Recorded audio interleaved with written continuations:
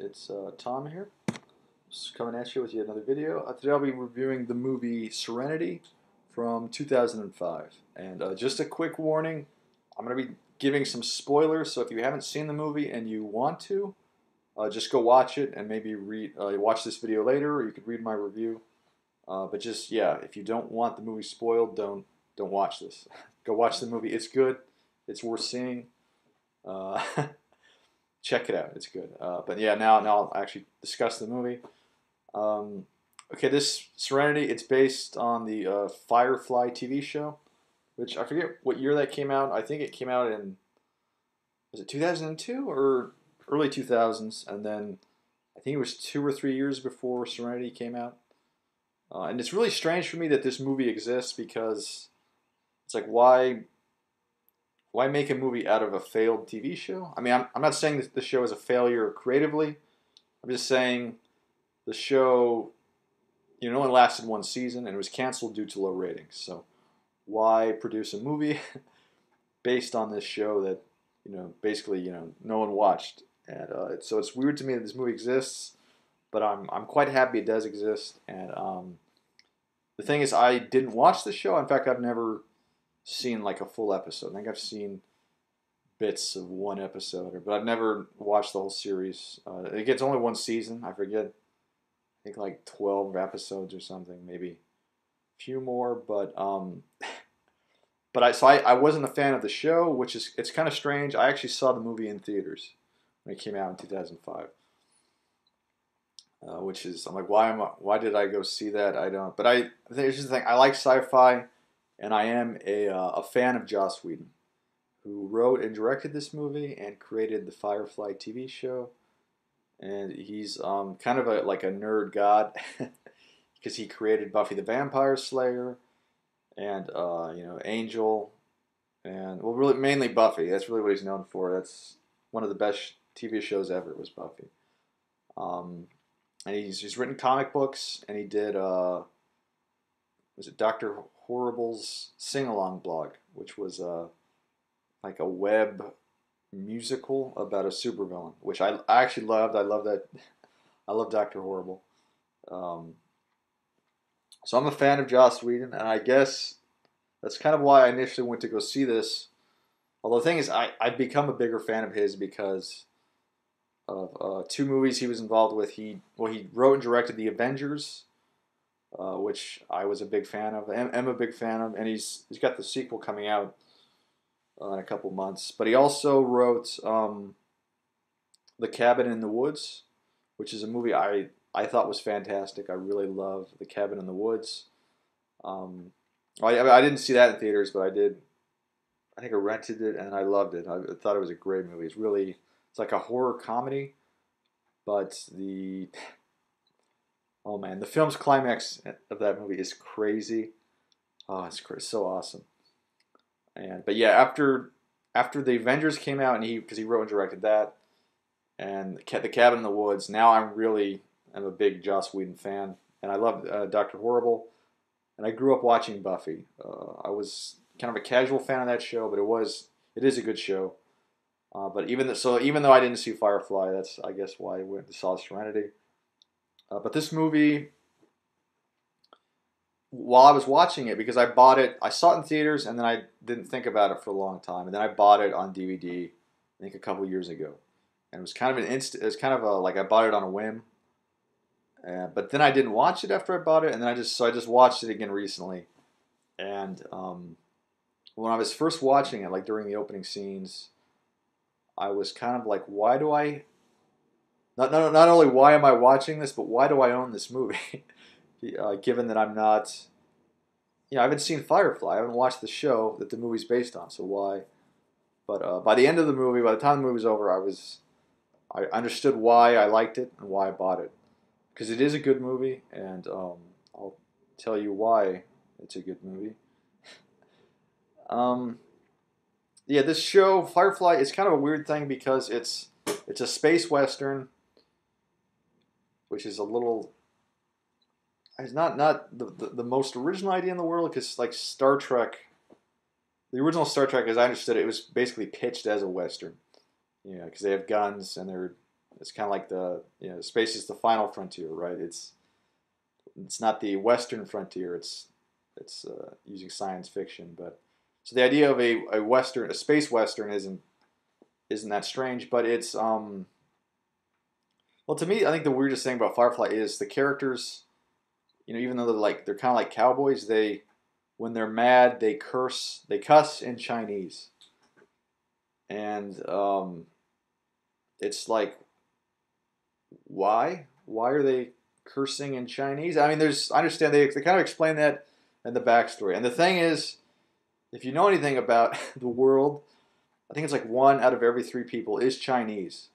And China is becoming a global superpower. The economy is just skyrocketing. So China is a very influential country and is becoming more so. So to kind of have a science fiction TV show about the future where Chinese culture has kind of permeated basically world culture and everybody speaks Chinese makes a lot of sense. It's not that strange an idea, but it's not usually, you don't see like realistic elements like that usually added to. I mean, sci-fi, a lot of it's so dumb. It's just, lasers and robots and future technology. It's not, I don't know. I thought that was an interesting idea that Firefly had, but yeah, I don't know. I'm kind of lost my train of thought. Let's see. Yeah, I know Twin Peaks, which is a show I love, had a movie after it was canceled. Fire Walk with Me, because they had Twin Peaks, ran for 2 seasons, and it got canceled, and then Fire Walk with Me came out in theaters.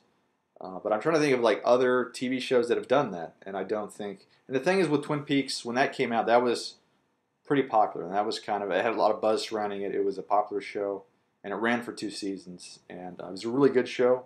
And I'm not saying Firefly isn't good. I don't know. I haven't seen it.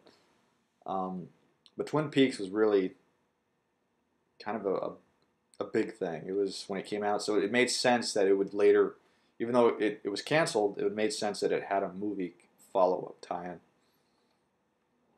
And I guess this was successful enough for them to make a movie. And I think that had a lot to do with Joss Whedon. He's kind of become more and more powerful. As I understand it, he's kind of a Hollywood script doctor. He's hired to like work on movie scripts. Like I heard he co-wrote Toy Story, and I heard he was involved in the first Bryan Singer X-Men movie. He touched up that script. So the thing is his power has grown because now he directed Avengers, and he's directing Avengers: Age of Ultron, which is about to come out. So he's kind of just risen through the ranks. Now he's not only just a writer, but he's a powerful director. He's making these big budget movies. Okay, let's see. Yeah, the reason I like this movie Serenity, it's the story and the characters. I mean, that's really why I think I enjoyed it and why I ended up buying it. The Joss Whedon, he's kind of known for giving his characters kind of charming and somewhat witty dialogue. You kind of feel for the characters, you kind of like them. So the characters in Serenity, there's a little more meat. There's a little you like them more than most. Well, I don't want to say most, but a lot of other sci-fi characters. And the thing is, this movie kills off some of the characters, and when they die, you feel it. You feel kind of sad because you actually kind of like the characters. And most movies, especially like horror movies, that's probably the best example. Horror movies just kill off characters constantly, but the thing is, the characters, you don't really like them. In fact, most of the time, it seems like a lot of horror movies try to make you hate these characters so that when they are killed, you kind of you're happy about it.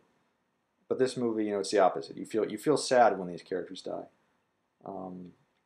And the thing is, I don't think that's the easiest thing to accomplish in a movie or in any TV show or anything. But yeah, Whedon does it here. You kind of feel sad when people die, and that's a good thing. I mean, that's one of the reasons I like the movie, is the dramatic moments. Also, the themes in this movie are interesting, especially the theme of control. Uh, like the bad guys in this movie are the Alliance, which is I guess the like kind of like the ruling government, and they they're overly bureaucratic and they kind of want to control everybody. They want to they want too much control basically. They want to run people's lives, and it's hurting people. um, yeah, and let's see.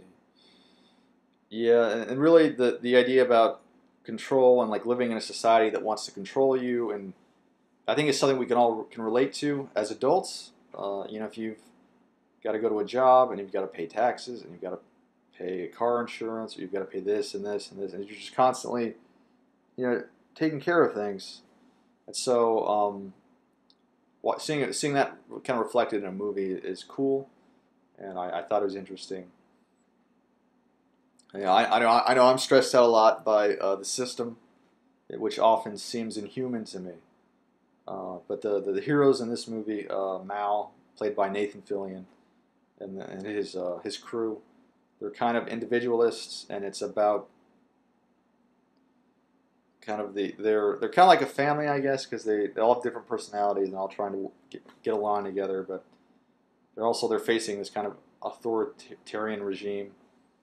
But it's really about individuality, kind of against conformity, I guess. Yeah. There's later on in the movie, there's a scene where the heroes they go to a planet and they find like the planet's basically dead. Like all the people on the planet are like there's a scene they find like this office building and everybody's dead inside. Like while they were working, they just died.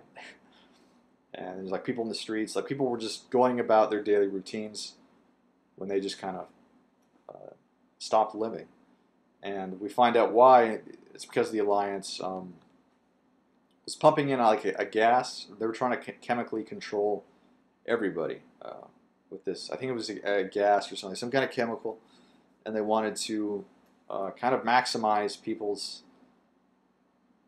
I don't know what they were trying to do, like get them to function better or to. But basically, what it did is it killed most of the people, and the survivors went violently insane. And I thought that was a good idea to have in a movie because it really shows you if you try to control people too much, you can hurt them. You can really hurt them. Control is not always a good thing. Too much control can be harmful. It can be deadly if you're not careful. But other than the other characters in the story, I thought this movie Serenity it has a good hero and a good villain. Like Mal, the main character. I didn't. Cause I know a lot of people love that actor Nathan Fillion. Uh, he is likable. I didn't love him, but I did like him. And I liked his character, and he's really kind of going through. He's trying really hard just to survive. He's they mention or he mentions he's just trying to kind of feed himself and get by. He's just trying to get by, and he's basically he's. I mean, he's a veteran. He fought in this war. It's basically like the weird thing about. I mean, it's a western, right? So they have like these themes of like the West, and basically, Mel is like a Confederate soldier. He fought in a war. His side lost, and it sucks, and he's kind of upset about it. And I thought that was interesting to have like a hero who's kind of a loser in some sense. You give him that pain because he feels bad because his side lost. But yeah, he was an interesting enough character, a good character. I mean, he looks like your kind of typical square jaw hero, and he is. But the whole Confederate soldier thing I thought was interesting. This film also has a good bad guy, played by Chiwetel Ejiofor. I think it's an African name, but he plays this like unnamed bad guy who's only known he's only known as the Operative, and he works for the Alliance, and he is a very evil character because he's an idealist. He really believes in what he's trying to do. He's trying to, I guess, enforce the will of the Alliance and make things better. That's what he thinks he's doing. He's trying to create a better world. The thing is, to do that, he is happy killing people and doing really evil shit, and he understands that.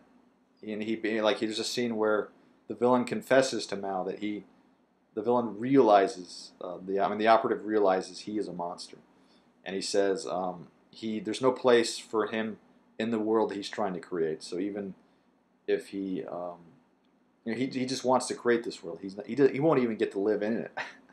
Which is kind of interesting. But yeah, he's does a good job as this character. He's a good bad guy. And this is the main reason. What I'm about to say is the main reason I put a spoiler alert at the beginning of the video. The thing is, the way this movie kind of ends up is the hero and the villain fight, right? And the thing is, in most of these movies, the hero defeats the villain. The villain usually dies or runs off or something. But Mao defeats the Operative, but then he changes his mind. He gives him evidence that what the Alliance is doing, and the Operative changes his mind and kind of stops being evil. And that's really, you don't see that in most of these movies. Like in most sci-fi action movies, you don't see that. Usually it's just the good guy defeats the bad guy because he has to, because they can't agree. But in this one, the hero kind of convinces the villain. And the thing is, it doesn't feel forced. It feels natural to the story.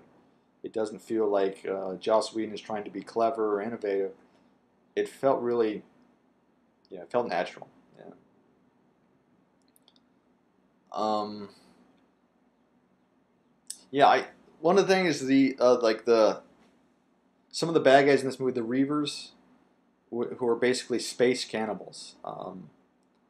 They're the people who went crazy on that planet where that gas killed everybody, and the ones that survived became the Reavers, and they're humanity at their worst. They've gone insane and they rape and kill and eat people, and that's fine. The Reavers are basically the stand-ins for Indians or Native Americans, because this is a Western, right? So the Reavers are kind of the Redskins. The thing is, so they're insane cannibals, but they fly spaceships, and they repair these spaceships, and it's like, how does that? And the thing is, why don't the Reavers eat each other? I don't understand. I don't know. I was just thought that was kind of funny. I don't think you need to be a fan of Firefly, the TV show, to enjoy this movie, to enjoy Serenity. The movie explains enough to give newcomers, people who haven't seen the show can follow the plot. You don't need to see the show. And this is a good movie, and I recommend it. So if you like good science fiction, just watch Serenity, and watch Avengers: Age of Ultron, which I'm sure will be awesome. Thank you, Joss Whedon. You're great. Okay, I'll post a link to my written review, and post a link to the film's trailer, or one of the film's trailers. I'll also add something bizarre in the video description, because I like to do that. So thank you for watching. Have a good day.